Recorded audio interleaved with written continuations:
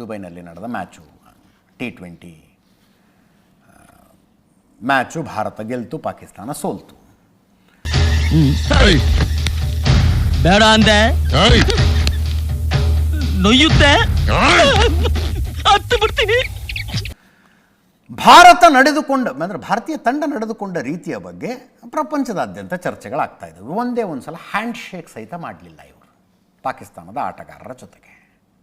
ತಿರ್ಕೊಂಡ್ ತಿನ್ನೋರ್ಗೆ ಹಿಡ್ಕೊಂಡು ಅದು ಏನೋ ಮಾಡಿದ್ರಂತೆ, ಹಂಗಾಗೋಯ್ತು ಕಡೆ ನಿನ್ ಕತೆ. ಟಾಸ್ ಆದಮೇಲೆ ಸಾಮಾನ್ಯವಾಗಿ ಇಬ್ಬರು ಕ್ಯಾಪ್ಟನ್ಗಳು ಹ್ಯಾಂಡ್ ಶೇಕ್ ಮಾಡ್ತಾರೆ, ಮಾಡಲಿಲ್ಲ.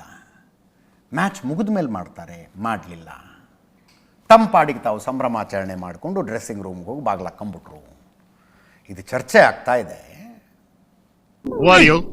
ಏನ್ ಕೇಳಿದ್ರಿ? ಯಾರು ನೀನು ಅಂದೆ? ನಾನು ಈ ಮನೆ ಕೆಲಸದವನು. ಹಂಗೇಳ್ ಮತ್ತೆ ಪಾಕಿಸ್ತಾನದ ನ್ಯೂಸ್ ಚಾನಲ್ಗಳಲ್ಲಿ ಆಬ್ವಿಯಸ್ಲಿ ಚರ್ಚೆ ಆಗ್ತಾ ಇದೆ.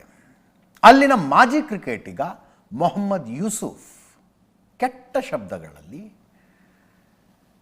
ಸೂರ್ಯಕುಮಾರ್, ನಮ್ಮ ಕ್ಯಾಪ್ಟನ್ಗೆ ಸುವರ್ ಕುಮಾರ್ ಅಂತಾರಾತ, ಸುವರ್ ಕುಮಾರ್ ಅಂತ. ಸೂರ್ಯಕುಮಾರ್ಗೆ ಮರ್ಯಾದೆ ಮುಂದೆ ಬಂದರೆ ತಪ ತಪ ತಪ ಅಂತ ಬಾಡಿಲಿರೋ ಅಷ್ಟು ಎಂಜಲು ಉಗಿಬೇಕು ಮುಖಕ್ಕೆ. ಕಚಡಗಳನ್ನು ತಗೊಂಬಂತು ಆ್ಯಂಕರ್ ಮತ್ತೆ ಟ್ರೈ ಮಾಡೋದು, ಇಲ್ಲ ಸೂರ್ಯಕುಮಾರ್ ಅದು ಅಂತ. ಸುವರ್ ಕುಮಾರ್ ಅಂತಾನೆ ಈತ ಹೇಳೋದು. 1998 2010 ತನಕ 2 ವರ್ಷ ಮೊಹಮ್ಮದ್ ಯೂಸುಫ್ ಪಾಕಿಸ್ತಾನದ ಟೀಮಿಗೆ ಕ್ರಿಕೆಟ್ ಆಡಿತ್ತು. ಬಿಗ್ನಾಸಿ ನನ್ನ ಮಗನ್ ತಗೊಂಬಂದು. ಮೂಲತಃ ಒಬ್ಬ Christian. Pakistan cricket team join ಆದ ಕ್ರಿಶ್ಚಿಯನ್ನೇ ಇದ್ದದ್ದು.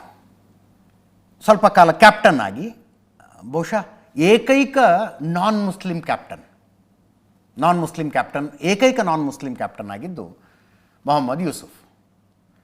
ನಂಬೋದಕ್ಕೆ ಅಸಾಧ್ಯವಾದ ವಿಷಯ ಹೇಳ್ತಾ ಇದ್ದೀರಿ.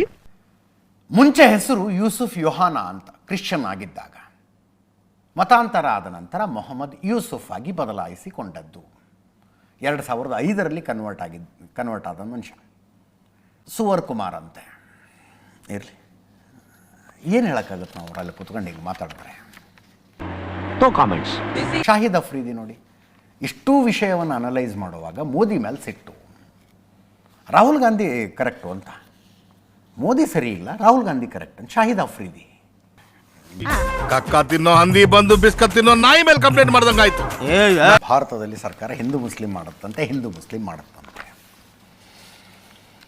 75 ವರ್ಷಗಳ ಹಿಂದೆ ಹಿಂದೂ ಮುಸ್ಲಿಂ ಅನ್ನೋದು ಯಾರೋ ಮಾಡಿರದೇ ಹೋಗಿದ್ರೆ ಇವತ್ತು ಆ ದೇಶನೇ ಇರ್ತಿರ್ಲಿಲ್ಲ. ಅಣ್ಣನ ಸ್ಟೈಲೇ ಅದು. ಅಣ್ಣ ಸೂಪರ್, ಏನು ಮನಸ್ಸಲ್ಲಿ ಇಟ್ಕೊಳ್ಳಲ್ಲ, ತುಪಕ್ಕಂತ ಆಚೆ ಹಾಕ್ಬಿಡ್ತಾರೆ.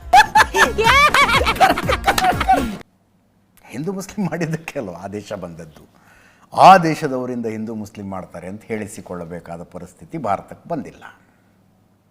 ಸರಿಯಾಗಿ ಹೇಳಿದೆ. ಮತ್ತೆ ಭೇಟಿಯಾಗೋಣ.